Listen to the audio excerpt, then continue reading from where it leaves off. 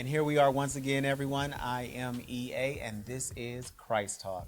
And tonight we have a very special gift with us on tonight. We have Dr. Aliyah Al-Islam.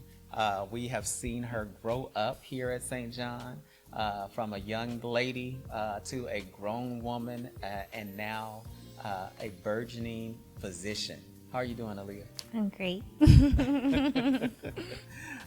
So I said that you pretty much grew up here. I know that you didn't start here, but the majority of your life has been a part of this church, right? Right, since like 16, 15. Yeah, and now look at us.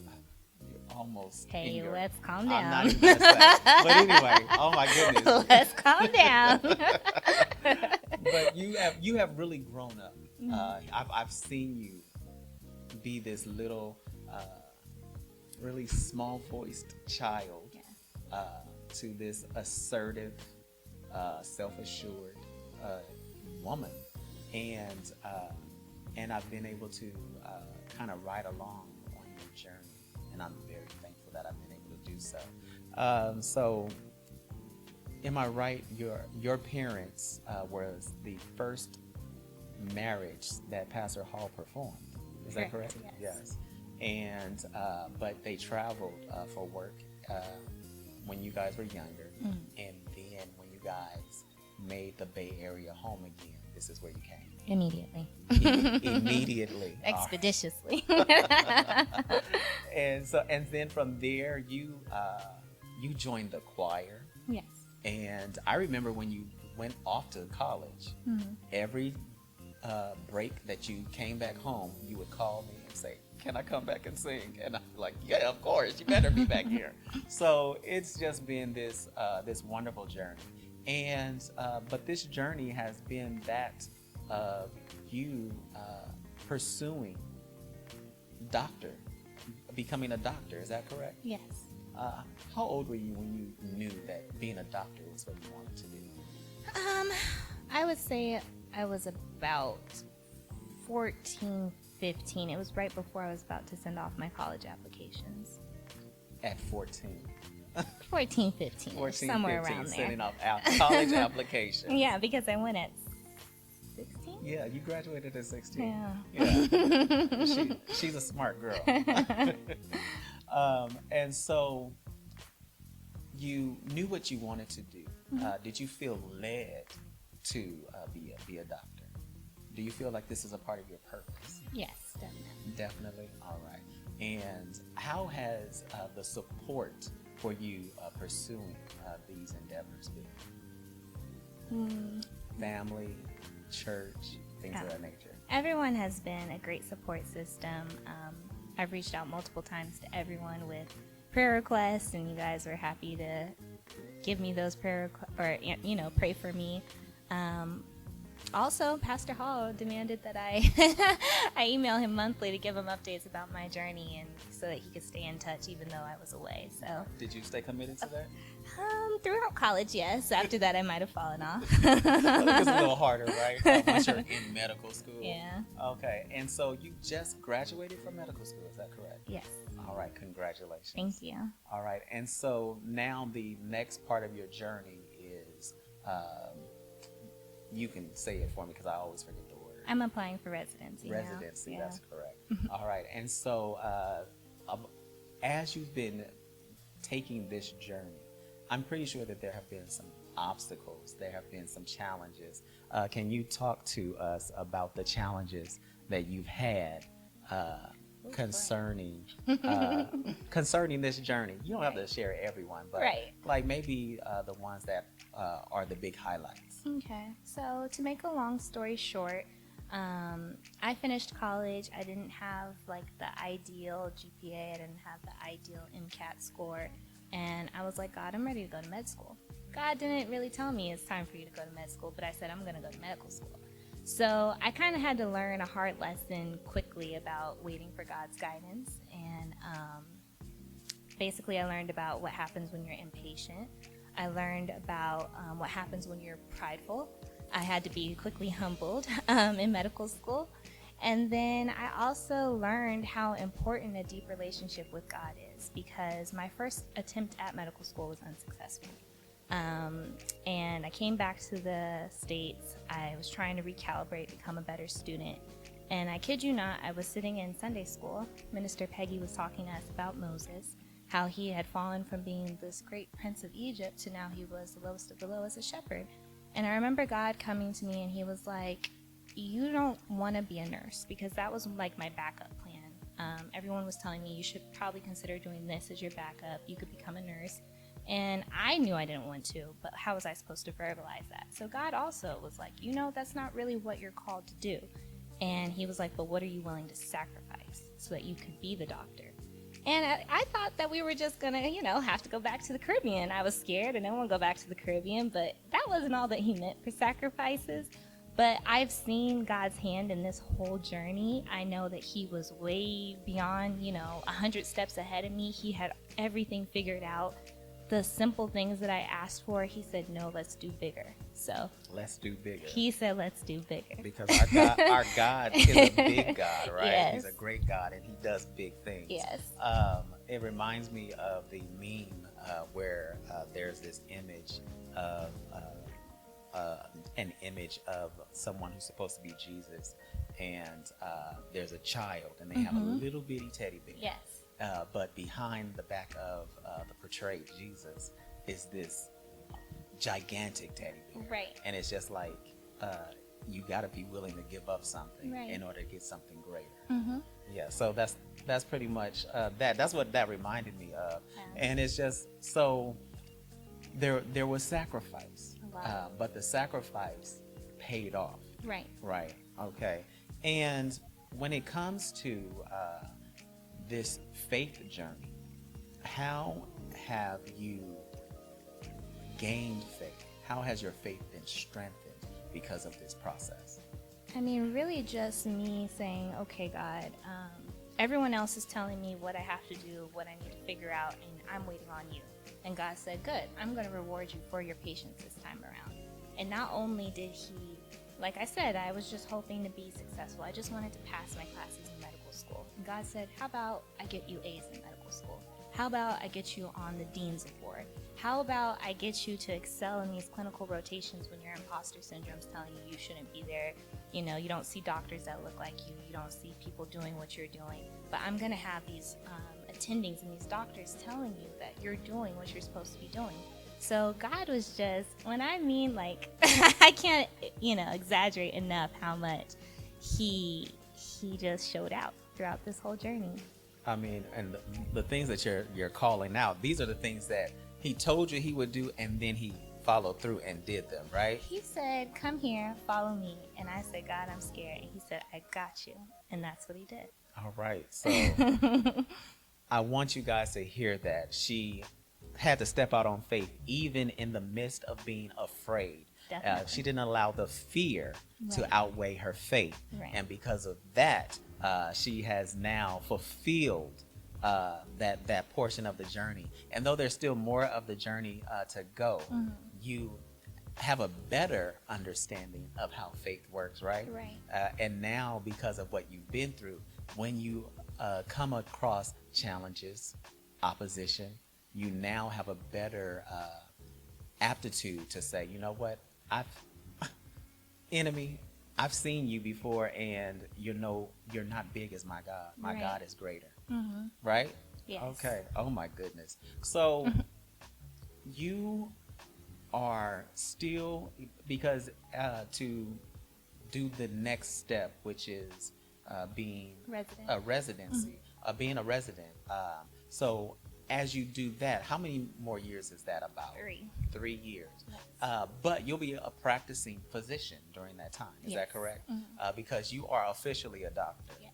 I mean, so though there are going to still be some challenges, is the challenge a little different now, because now you the promise has been fulfilled? Is that correct in saying? Am I correct in saying that? That The promise has been fulfilled. the promise has, yes. Yes. And I actually was just telling my dad about this, how people are starting to put their anxiety on me. They're starting to make, put their fears on me. Like, oh, you're only applying for that amount of programs. Like, are you sure about that? And I remember when I first was talking to my my sorority sister about this, she was like, but you're not applying by yourself. You're applying with God. So I reflect on that when I hear these people trying to put their anxiety, their fears on me. I know they mean well and they're not trying to make me anxious, but it's like, I'm sorry, guys. Like, I've seen God take care of me too many times to take on that anxiety. Right. And so, because anxiety, mental anguish, stress, depression, all of these are things that are par for the course when it comes to medical school, right? Oh, yes. I'm like, when we talk about, like, a lot of doctors don't make it, don't make it out alive. Right. Is that correct? Yes. I'm not saying the majority, but there's a great number. It's common Yes. to learn that someone has given up their life Right. because the pressure was so high. Yes. When you look back and when you reflect on the pressure, the all of the trial, the tribulation that comes along with this journey, when you look back on that, what have you gained from it? Because even in the hardest of situations, we learned something. What have Right. you gained from all of that? When I think about it, it's just like you have a solid a support system around you. You have people who notice when you're not your best self.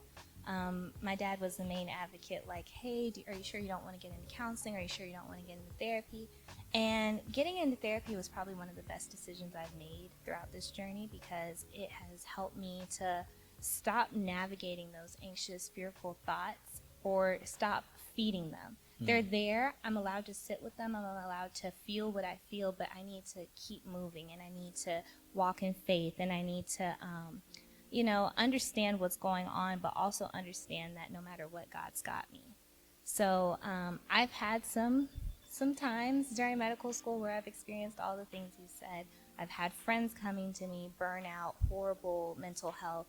I'm glad that most of us had our faith, and we were able to support one another in faith. We were able to support one another in prayer.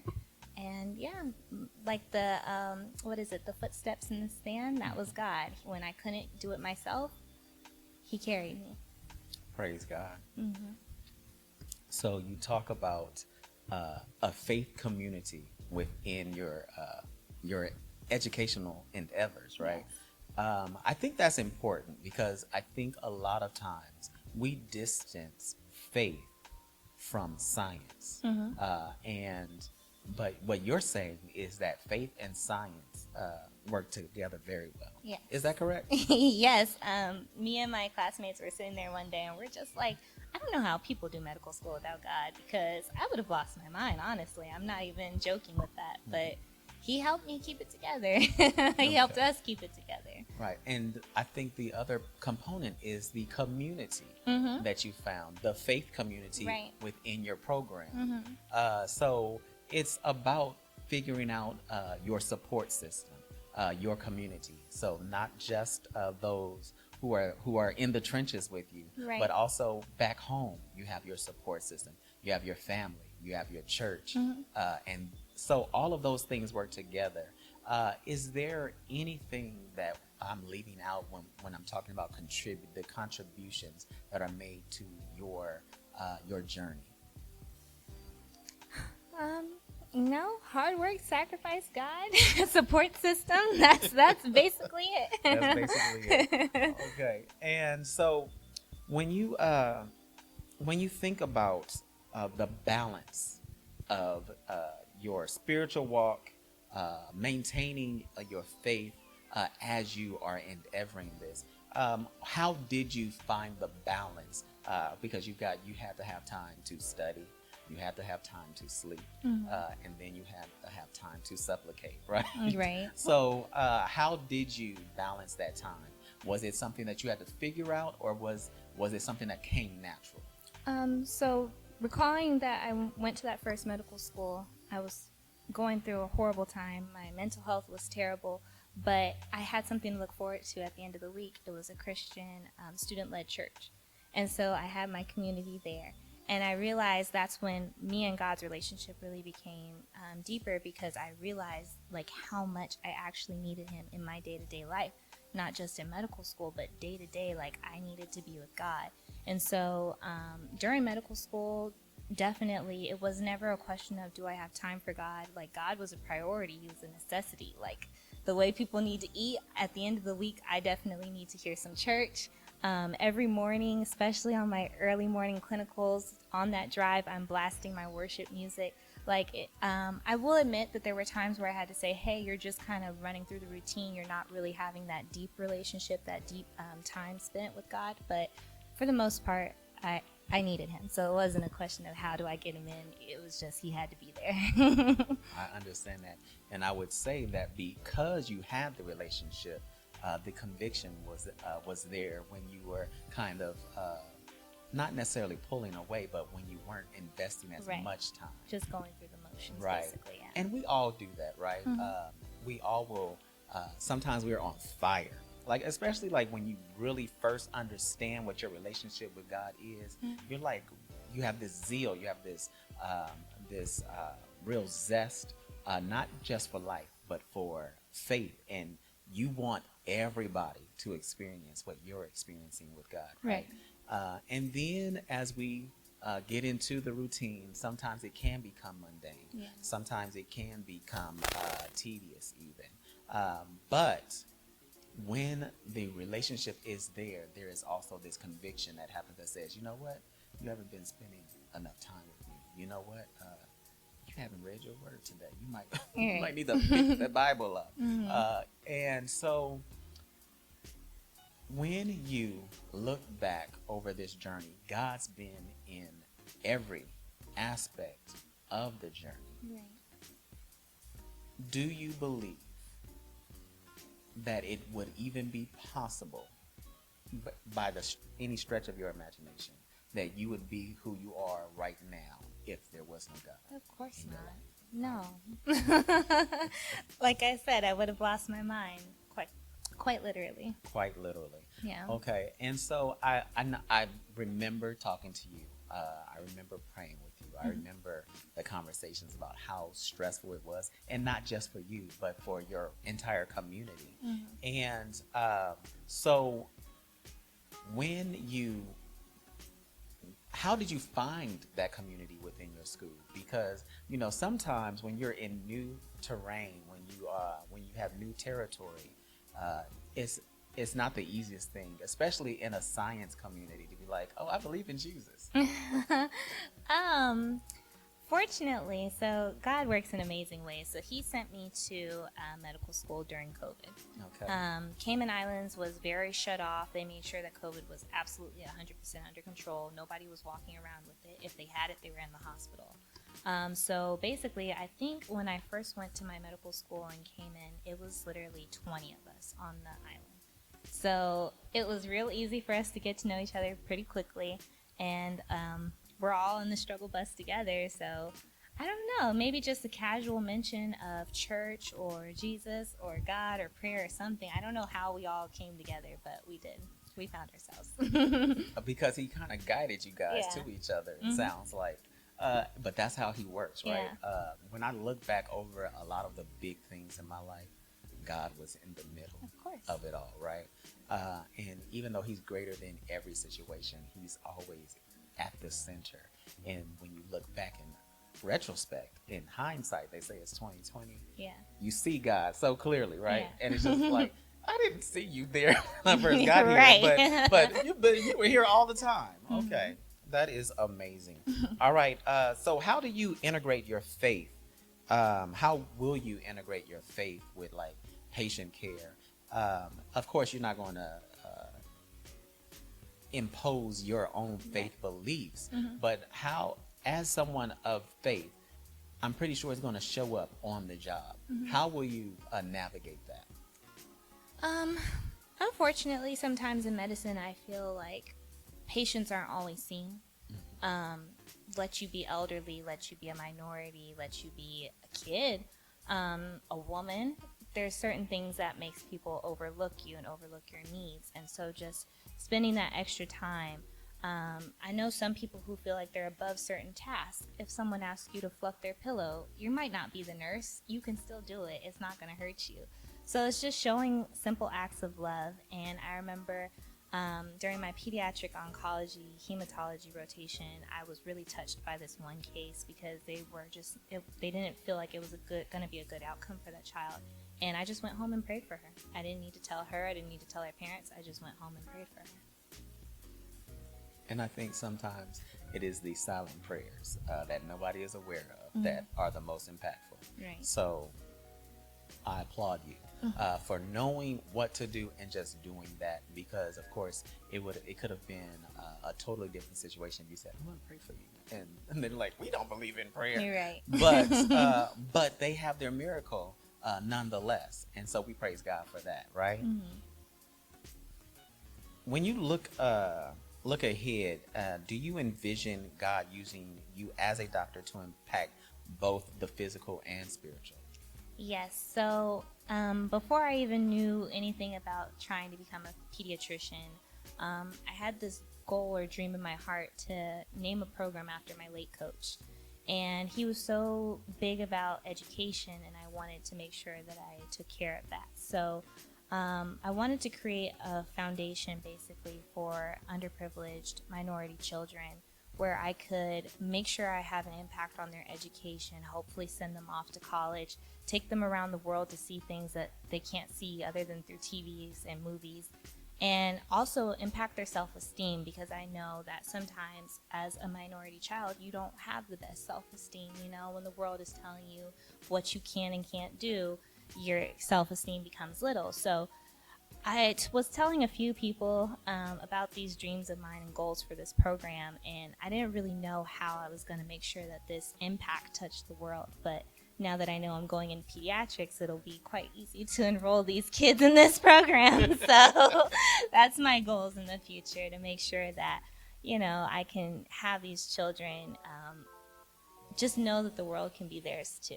Right. The Hey Black Child poem, but for, you know, other minorities as well, underprivileged children. And in the process, I'll be showing God's love, and hopefully a few of them come over if they're not already over here on this side. I am sure that the impact is going to yield some fruit. So that is pretty awesome and amazing. So I pray that God blesses those endeavors as well, because I think it's important, you know, just even talking about like the children component, or the minority, when we talk about Black, Indigenous, people of color, and all of those different areas. We know that the